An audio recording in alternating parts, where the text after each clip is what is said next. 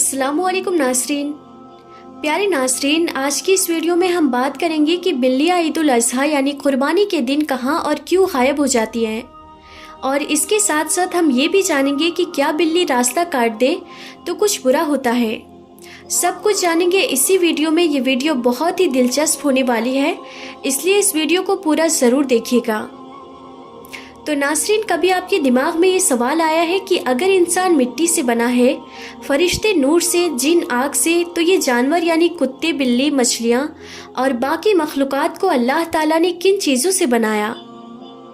कहा जाता है कि एक बिल्ली अगर खुद आपके पास चली आए तो मतलब अल्लाह की तरफ से आपको 3 इशारे मिलते हैं, जिन्हें वही समझ सकता है जो अल्लाह के ज़्यादा करीब होता है। यूँ तो अल्लाह ताला की दुनिया को तख्लीक करने का मकसद इंसानों की समझ से बालातर नहीं, क्योंकि अल्लाह ताला ने इंसान को सोचने समझने की सलाहियत से नवाजा और कुरान पाक में भी कई जगहों पर इंसानों को गौर व फिक्र की दावत दी। अल्लाह ताला ने ये दुनिया अपने प्यारे महबूब हज़रत मोहम्मद मुस्तफ़ा सल्लल्लाहु अलैहि वसल्लम के इश्क में तख्लीक की और फिर इस दुनिया में कई तरह की मखलूक को पैदा किया। इन मखलूक़ात में जानवर, परिंदे, दरिंदे, खर्ज, हर किस्म के चरिंद परिंद शामिल हैं, जिनमें एक जानवर बिल्ली भी है। बिल्लियों की कुछ हरकत ऐसी होती हैं जो इंसानों को समझ नहीं आती, लेकिन इंसानों को हैरान ज़रूर कर देती है। ये एक बिल्ली ही थी जिसके कत्ल होने पर कदीम रोम और कदीम मिस्र में जंग हुई थी। इस वीडियो में हम आपको ऐसी मालूमात देने वाले हैं जो आप में से बहुत ही कम लोगों ने ही सुनी होगी, जैसे कि एक बिल्ली की ज़िंदगी का पहला साल एक इंसान के 15 सालों के बराबर होता है और बिल्ली की ज़िंदगी का दूसरा साल एक इंसान के 25 सालों के बराबर होता है। ये ऐसा जानवर है जो अपने कानों को 180 डिग्री पर मोड़ सकता है। एक बिल्ली अपने दिन के 70% हिस्से में सोती है और 15% हिस्से में ये खुद को चाटने और संभालने में लगाती है। शायद ये बात आप जानते होंगे कि एक बिल्ली के फुजले में ख़तरनाक किस्म की बीमारियां मौजूद होती हैं, लेकिन हैरान कुन तौर पर दुनिया की एक मशहूर कॉफ़ी ब्रांड में यही फुजला इस्तेमाल किया जाता है। कदीम मिस्र में अगर किसी के घर कोई बिल्ली मर जाती तो उस घर के अफराद अपनी एक आबरू मुड़वा देते। एक बिल्ली में कई हैरान करने वाली खासियत भी है, लेकिन आज हमारी वीडियो का मकसद उस वजह को तलाश करना है जिसमें बिल्लियों के बारे में सवाल किया जाता है कि ईद उल अज़हा के रोज़ बिल्लियाँ कहाँ गायब हो जाती हैं। ईद उल अज़हा के रोज़ बिल्लियों के गायब होने के पीछे कौन सा राज पोशीदा है? हम बचपन में एक बात करते थे कि बिल्लियाँ भी हज पर जाती हैं, लेकिन हमारे बड़े बुजुर्ग इस बारे में अलग अलग राय देते हैं। हम इन्हीं बातों से ये मालूम करेंगे कि ईद उल अज़हा के रोज़ बिल्लियाँ अचानक कहाँ गायब हो जाती हैं। इस हवाले से कई सवालात और कई जवाबात सामने आए हैं कि बिल्लियाँ इस रोज़ कहाँ जाती हैं, और इनमें से इस हवाले से जुड़े कई सारे अफसाने भी हैं। कई रिवायत में बिल्लियों के गायब होने के पीछे कई अहम वजूहात होती हैं, और इनमें सबसे अहम वजह ये बताई जाती है कि बिल्लियाँ उस दिन सबसे गंदी जगहों पर जाती हैं, जहाँ उनके लिए बहुत सारा गोश्त पड़ा मिलता है, जो ईद के रोज़ कुर्बानी के बाद उस जानवर की बकियात की सूरत में उनको मिल जाता है, जिन्हें लोग गंध के तौर पर फेंक देते हैं। इस्लामी तालीमात में ईद उल अज़हा की सुबह बिल्लियों के गायब होने की कई वजूहात बयान की गई। ख़ास तौर पर जिस वक्त कुर्बानी की जाती हो तब ये बिल्लियाँ आपको अपने इर्द गिर्द नज़र नहीं आएंगी, जिसकी वजह से कई लोगों के दिमाग में यही ख्याल आता है कि ऐसा क्यों होता है और बिल्लियाँ अचानक कहाँ चली जाती हैं। इसकी वजह को कई किताबों में इस तरह बयान किया गया है कि बिल्लियाँ उस दिन उन जगहों पर जाती हैं जहाँ कुर्बानी के जानवरों का गोश्त, चर्बी और खाल को गिराया जाता है। ये वो एक वजह है जिसे कई किताबों में लिखा गया, लेकिन इसकी एक और वजह भी बताई गई है, और वो ये है कि बिल्ली खून देखकर डर जाती है और ईद उल अज़हा के रोज़ हर जगह जानवरों का खून नज़र आता है, जो उन बिल्लियों को खौफज़दा करके उन्हें वहाँ से जाने पर मजबूर कर देती है। कई लोग ये भी कहते हैं कि ईद उल अज़हा के रोज़ बिल्लियों के गायब होने की असल वजह के पीछे वो ज़बरदस्त हिकमत है, जिसका इल्म सिर्फ एक अल्लाह को मालूम है। इस बारे में कई वजाहतें मौजूद हैं, जिनके बारे में हमने आपको बताया कि बिल्लियाँ ईद उल अज़हा के रोज़ कहाँ और क्यों गायब हो जाती हैं, जो वाकई में एक हैरान करने वाली बात है और जिसके बारे में हमने कभी तवज्जो ही नहीं दी।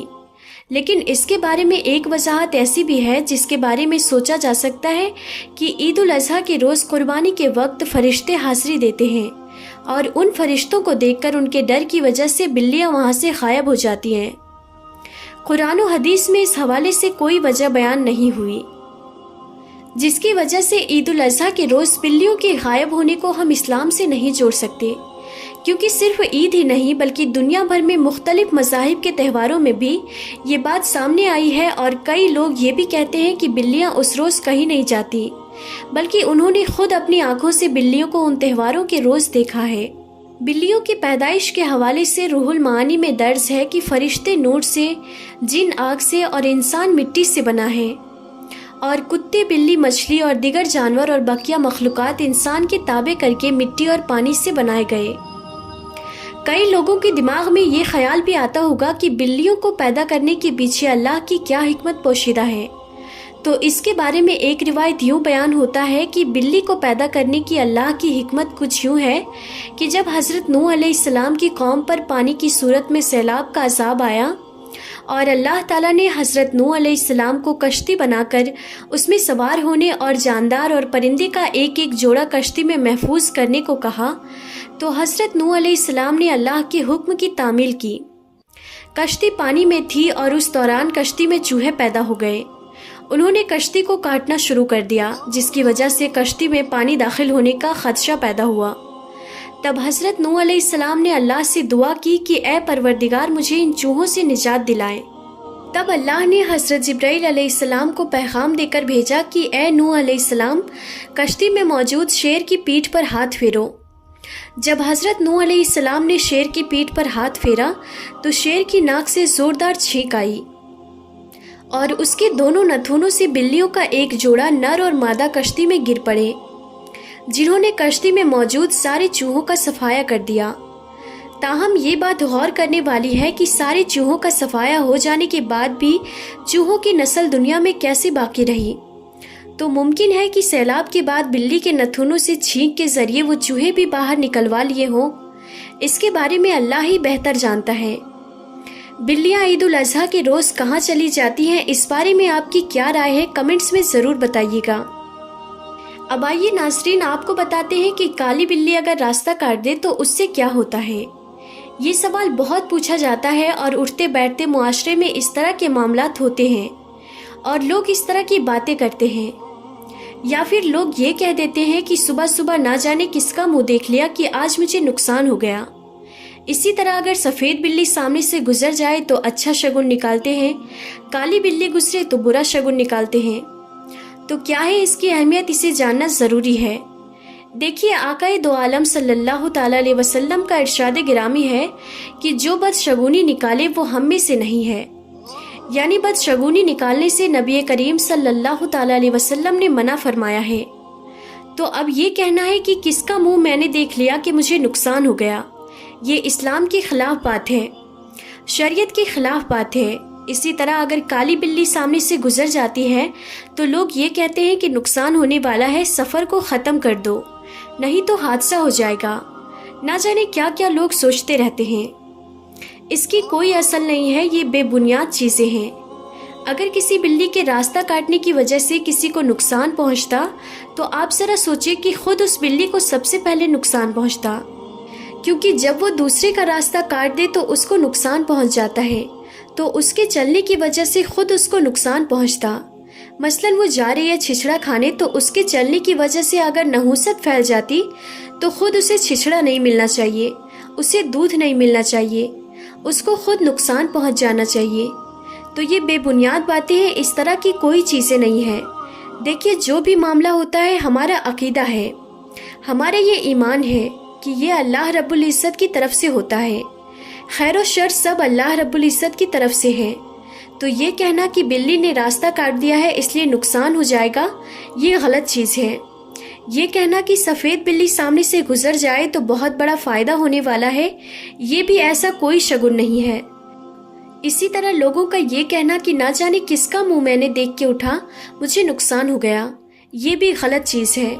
اس طرح کے جو بھی بدشگونی نکالے جاتے ہیں یہ سب بے بنیاد چیز ہے، شریعت میں اس کی کوئی اصل نہیں ہے۔ تو آج کی اس ویڈیو میں بس اتنا ہی تھا. ہم پھر ملتے ہیں اگلی نئی ویڈیو میں. تب تک کے لیے خدا حافظ.